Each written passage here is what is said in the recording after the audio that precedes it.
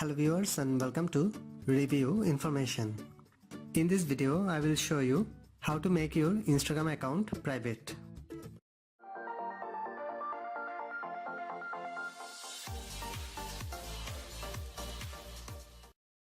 Making your profile private is quite simple. Here are the steps to getting it done. Go to the Instagram app from your apps list. Tap on your profile icon from the lower right corner. Tap on the three horizontal line from the top right corner.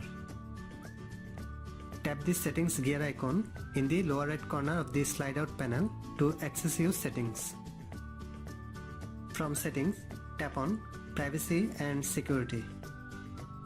From privacy and security, tap on account privacy.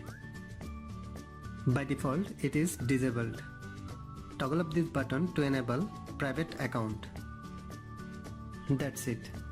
You have successfully set your Instagram profile to private. As long as that private account option is on, only the users who are currently following you will be able to see your Instagram content. So that is how you can make your Instagram account private. Thanks for watching. Hope you guys enjoyed my video. Please subscribe my channel for more videos. Goodbye.